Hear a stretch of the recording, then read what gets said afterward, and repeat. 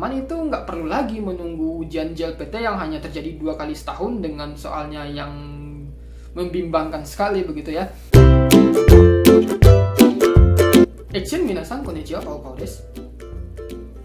Oke guys, di video kali ini gue akan memberikan sedikit informasi yang sangat menggembirakan sekali. Menurut gue ini menggembirakan ya, bahkan bagi gue sendiri, khususnya buat teman-teman yang berada di Jepang yang ingin mengambil visa Tokute Gino ya.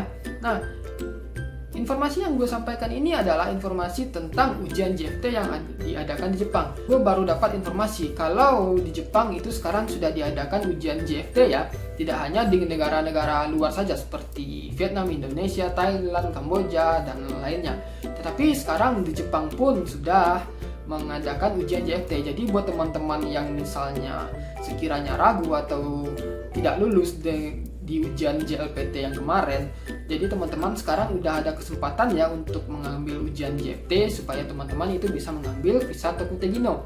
Nah, jadi ya kalau ujian JLPT kan itu hanya terjadi 2 kali setahun, belum lagi dengan hal-hal kendala-kendala yang terjadi seperti tahun kemarin ya, bahwasanya ujian JLPT pertama itu dibatalkan karena corona. Berbeda dengan JFT ini, ujian JFT ini diadakan sebanyak 6 kali dalam 1 tahun dan diadakan hampir di setiap prefektur. Nah, jadi mau teman-teman yang tinggalnya di kota-kota kecil pun tidak akan tertutup kemungkinan untuk bisa mengikuti ujian JFT ini. Tapi mungkin buat teman-teman yang sudah memiliki sertifikat JLPT N4, N3, N2 itu mungkin sudah tidak terlalu penting lagi tentang informasi ujian JFT ini ya.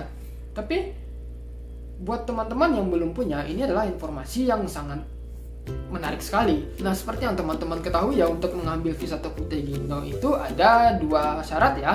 Yang pertama itu harus punya JFT atau N4. Yang kedua itu harus punya skill ujian sertifikat keahlian. Atau bagi teman-teman yang sudah menyelesaikan pemagang selama 2 tahun 9 bulan, itu bisa melanjutkan ke visa Tokute Gino tanpa harus mengikuti ujian tersebut, tetapi syaratnya harus berada di bidang yang sama di mana teman-teman pernah bekerja sebelumnya.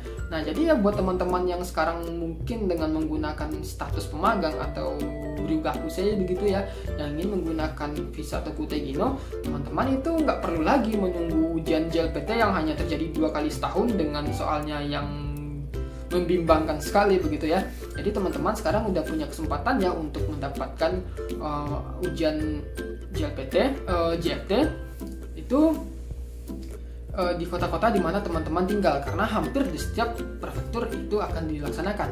Dan dari informasi yang gue dapatkan, ujian JLPT pendaftarannya itu dimulai tanggal 1 Februari ya. Akan dibuka pendaftarannya setelah hasil ujian JLPT 2020 bulan 12 kemarin keluar ya. Jadi itu sangat menentukan sekali ya hasil ujian JLPT. Nah, gue pribadi pun walaupun sebenarnya gue juga menunggu hasil ujian JLPT, gue pun sebenarnya ingin mendapatkan sertifikat JFT ini. Tetapi kita lihat saja bagaimana. Nah, untuk informasi ujian JFT di Jepang ini teman-teman bisa lihat ya websitenya di deskripsi ya. Gue akan tuliskan di deskripsi. Nah, sekarang gue bakal ngejelasin apa-apa aja yang bisa gue jelasin aja. Nah, untuk ujian JFT di Jepang itu sangat mahal sekali ya. Sangat mahal sekali. Ujian JFT di Jepang itu 7.000 ya. Itu mahal sekali. Ya, itu mahal sekali menurut gue 7.000 itu. Kalau ujian JLPT hanya 5.500, JFT 7.000. Mahal juga ya. Ya, itu sama ya seperti pendaftaran ujian restoran sama pengolahan makanan, itu juga 7.000 ya. Tetapi demi masa depan yang lebih cerah dan masa depan yang lebih baik, tidak ada salahnya hanya mengorbankan 7.000 demi hal yang lebih besar lagi, begitu kan.